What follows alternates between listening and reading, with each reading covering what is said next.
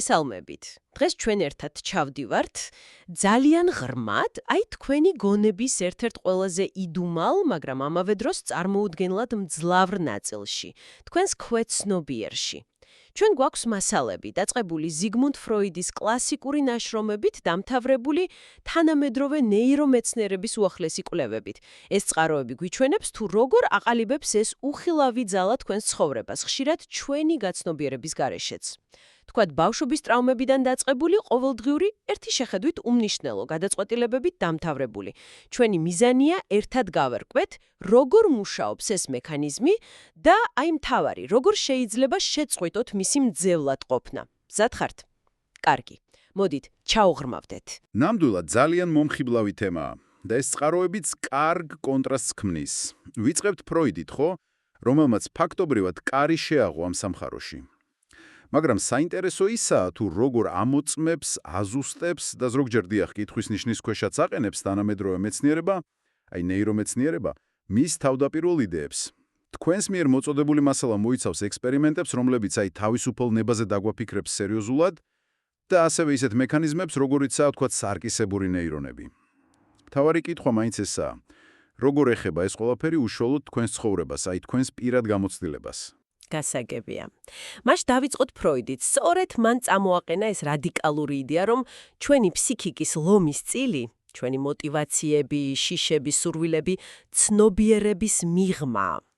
ამის კლასიკური მაგალითია მისი პაციენტი ანა ო. გახსოვთ ალბათ, ახალგაზრდა ქალი, რომელსაც მარჯვენა ხელის დამბლა ჰქონდა და ექიმები ვერ ხსნიდნენ. ფიზიკური მიზეზი არ იყო. ფროიდმა კი, რაც იმ დროისთვის უჩვეულო იყო, სიმპტომებს კი არ ჩააცივდა, არამედ დაიწყო მისი ისტორიების, მოგონებების, სიზმრების მოსმენა. ძალიან დეტალურად. და აქ ხდება ყველაფერი მართლა საინტერესო. აღმოჩნდა, რომ ანა მომაკვდავ მამას უვლიდა. ერთ ღამეს ჩაეძინა სკამზე და დაესიზმრა, რომ შავი გველი მიცოცავდა მამისკენ. უნდოდა გაეგდო, დაეცვა მამა, მაგრამ მარჯვენა ხელი თითქოს პარალიზებული ჰქონდა, ვერ დაემორჩილა. შიშით გაიღვიძა და აღმოაჩინა, რომ მამა გარდაცვლილიყო. ხელი კი მართლა დაბუჟებული ჰქონდა, რადგან ზედ ეძინა. მაგრამ იმ მომენტიდან ეს ხელი რეალურად პარალიზებული გახდა. თითქოს ტვინმა ეს აუტანელი დანაშაულის გრძნობა, ის რომ ვერ დაიცვა, პირდაპირ ფიზიკურ სიმპტომში გადაიტანა. დიახ, სწორედ ასე. ფროიდმა გააცნობიერა, რომ ეს სიმპტომი არ იყო უბრალოდ ფიზიკური რაღაც. ეს იყო, როგორც თქვა, კარი, სიმბოლური ენა ქვეცნობიერის, გზა იმ დაფარული სამყაროსკენ, სადაც ძველი ტრაუმები, დავიწყებული სურვილები, შიშები განაგრძობენ ცხოვრებას და ჩვენს ქცევას მართავენ ისე, რომ ვერც ვაცნობიერებთ. მან ხომ გონება აისბერგს შეადარა. ცნობიერება პატარა მწვერვალია, ხოლო უზარმაზარი, უხილავი ნაწილი, ანუ ქვეცნობიერი წყალქვეშაა. თუმცა გასაგებია, რომ მაშინდელი სამყარო მზად არ იყო ამისთვის. როცა ფროიდმა ეს თეორიები წარადგინა, განსაკუთრებით ბავშვობის სექსუალობაზე, მას სიცილით შეხვდნენ. წყაროებში წერია, პროფესორები დარბაზს წომებდნენ, კოლეგები ზურგს აქცევდნენ, მართლა ერეტიკოსად თვლიდნენ. მაგრამ არ გაჩერებულა. ხო, და თვითქმის საუკუნის შემდეგ მეცნიერება უკვე ახალი ტექნოლოგიებით დაუბრუნდა ამ კითხვებს. მაგალითად, ის გახმაურებული კვლევა მაქს პლანკის ინსტიტუტში 2008 წელს. მოხალისეები fMRI სკანერში ისხდნენ და უბრალოდ უნდა გადაწყვიტათ, მარცხენა ღილაკისთვის დაეჭირათ თუ მარჯვენასთვის, როცა მოესრულებოდათ და უნდა დაეფიქსირებინათ გადაწყვეტილების მომენტი. შედეგი გამაუგნებელი. სკანერმა აჩვენა, რომ ტვინის გარკვეული უბნები აქტიურდებოდა და ფაქტობრივად წინასწარმეტყველებდა არჩევანს საშუალოდ 7 წამით ადრე, სანამ ადამიანი ამას გააცნობიერებდა. 7 წამით ადრე. წარმოუდგენელია. გასაკვირი არაა, რომ კვლევის ხელმძღვანელმა ჰაინსმა თქვა, ამან მეც დამაეჭვაო საკუთარ თავისუფალ ნებაში. თუ ტვინმა უკვე იცის, სანამ მე გადავწყვეტ, მაშინ ვინ წყვეს რეალურად? სად ვარ მე? ზუსტად. ეს კითხვა დღემდე ღიაა და ბევრ დებატს იწვევს. ზრაობას აკონტროლებდა, საკვების პირთან მიტანას. და ერთ დღეს ლაბორანტი ნაყინს ჭამდა მაიმუნის წინ.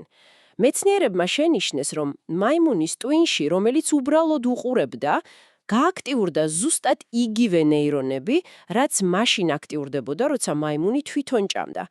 ის არ მოძრაობდა, უბრალოდ უყურებდა, მაგრამ ტვინი თითქოს იმეორებდა მოქმედებას. კი, ამ უჯრედებს სარკისებური ნეირონები უწოდეს. მერე აღმოჩნდა, რომ ადამიანებსაც გვაქვს თან უფრო რთული სისტემა. ისინი ძირითადად ქვეცნობიერად მუშაობენ.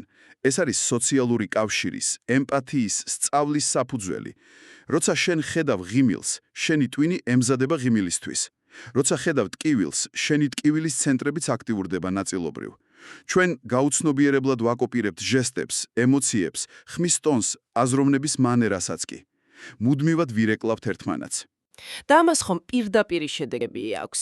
აი, წყაროებში ნახსენებია კვლევა, რომ დეპრესიული პარტნიორის გვერდით მცხოვრებ ადამიანებს თავადაც ეზრდებათ რისკი.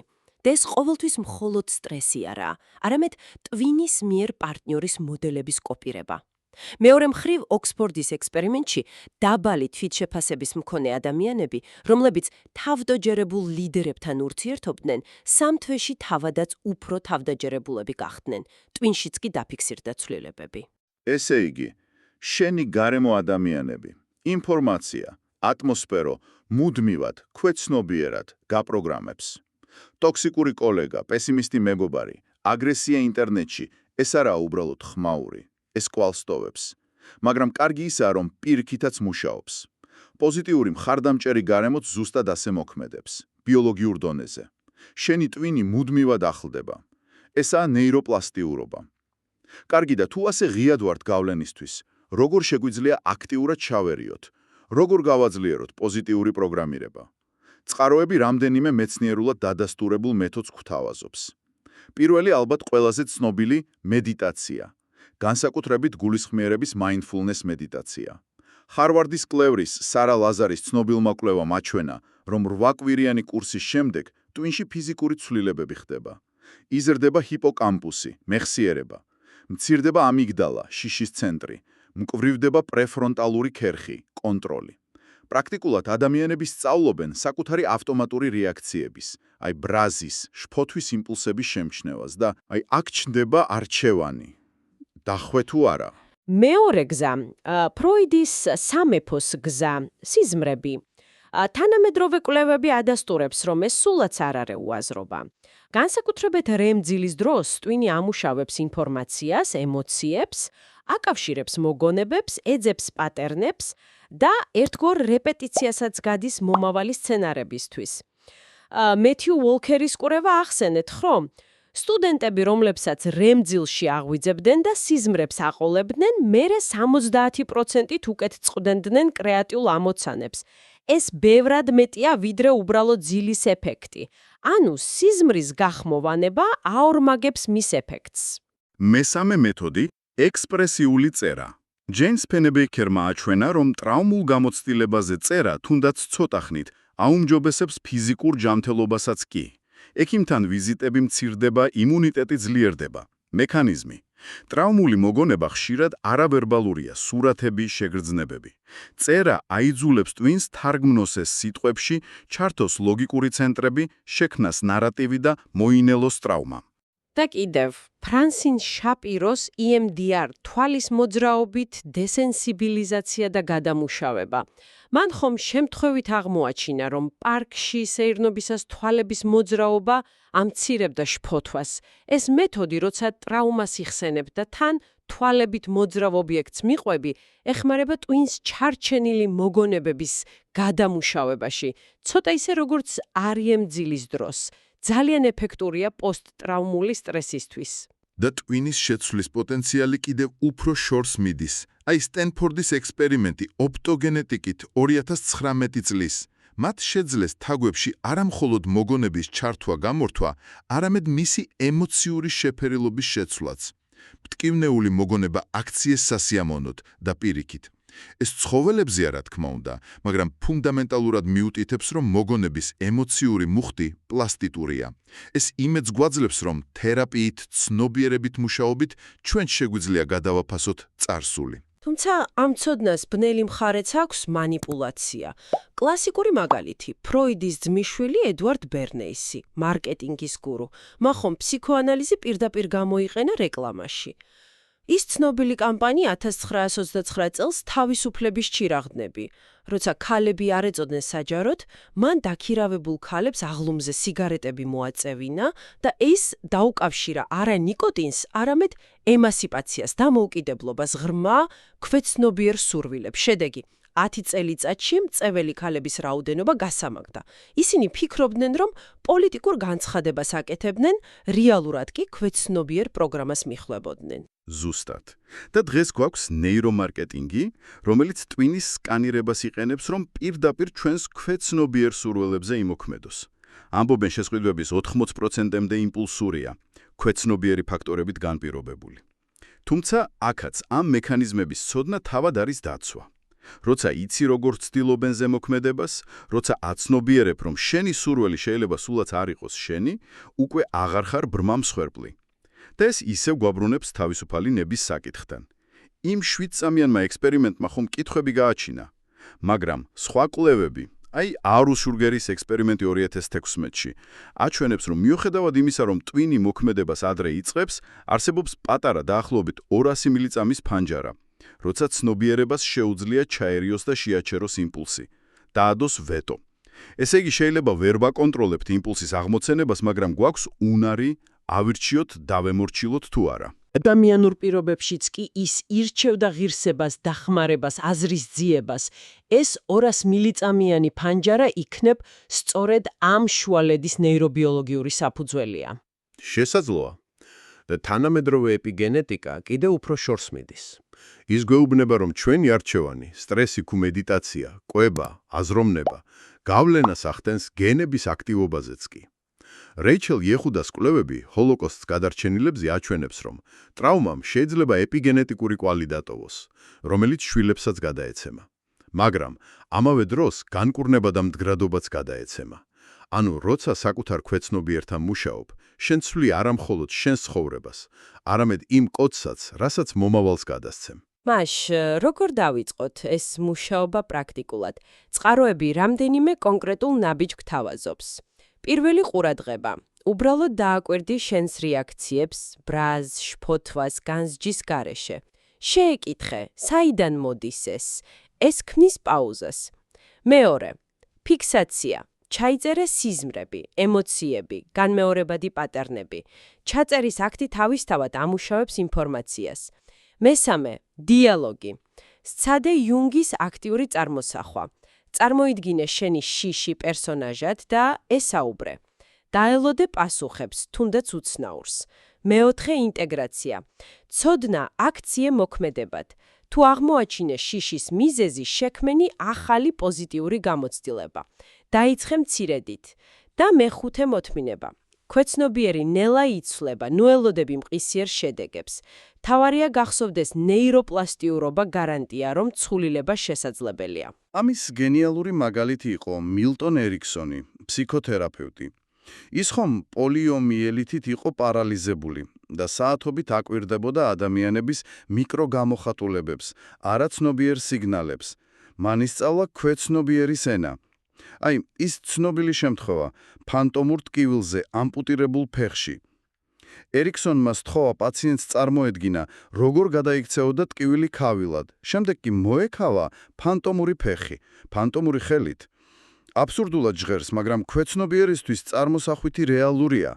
ქავილიც და ტკივილიც გაქრა. მან უბრალოდ იტოვა ქვეცნობიერი სენა. ნამდვილად. ფროიდიდან დღემდე ბევრი რამ ვისწავლეთ. გვაქვს ტექნოლოგიები, მეთოდები, მაგრამ თავი იდეა იგივეა. ჩვენი გონების დიდი ნაწილი დაფარულია. იმის გაცნობიერება, რომ სრულად არ ვაკონტროლებთ საკუთარ თავს, შეიძლება თავიდან არასასიამოვნო იყოს, მაგრამ ეს თავისუფლობასაც გვაძლევს. ნაკლები დანაშაულის გრძნობა იმ პრობლემების გამო, რომლებიც ქვეცნობიერიდან მოდის, და მეტი თანაგრძნობა საკუთარი თავის მიმართ. ხო. და ამის საოცარი მაგალითია ის 2020 წლის ექსპერიმენტი. სრულად პარალიზებულმა ადამიანმა ტექსტი დაწერა, აზროვნების ძალით. ტვინში ჩანერგილი ელექტროდები კითხულობდნენ მის განზრახვას, როცა ის წერაზე ფიქრობდა. ეს გვიჩვენებს, რა ძლიერია ქვეცნობიერი პროგრამები და კიდევ რა პოტენციალი იმალება ჩვენში. ასე რომ, მოგზაურობა საკუთარ ქვეცნობიერში ალბათ ყველაზე მნიშვნელოვანი მოგზაურობაა.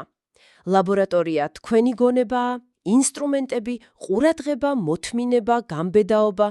ჯილდო კი საკუთარი თავის შეცნობა და ისეთ ადამიანად გახდომის შესაძლებლობა, როგორიც შეგიძლიათ იყოთ. და მნიშვნელოვანია გვახსოვდეს, რომ ქვეცნობიერი მტერი კი არაა, ის ჩვენი ნაწილია. შესაძლოა ბრძენი პარტნიორი, რომელიც უბრალოდ სხვა ენაზე საუბრობს, სიმბოლოების, ემოციების, შეგრძნებების ენაზე. როცა მასთან თანამშრომლობას ვწალმობთ, აი მაშინ ხდება გასაოცარი, თუმცა მეცნიერულად ახსნადი სასწაულები. და ბოლოს, ერთი აზრი თქვენთვის დასაფიქრებლად. თუ შეგიძლია შეგრძნობულად აირჩიო, რომელ ქვეცნობიერ იმპულსს არ დაყვე, ის 200 მილიცამიანი ვეტო, ან თუნდაც პოტენციალურად გადაწერო ძველი ტრაუმის ემოციური მუხტი, რას ნიშნავს ეს სინამდვილეში შენი პოტენციალის საზღვრებზე, რამდენად დიდია შენი უნარი შეცვალო საკუთარი თავი და ამ ფონზე რა არის ის პირველი თუნდაც სულ პატარა კონკრეტული ნაბიჯი, რასაც დღესვე გადადგამ შენი შინაგანი სამყაროს, შენი ქვეცნობიერის უკეთ გასაცნობად.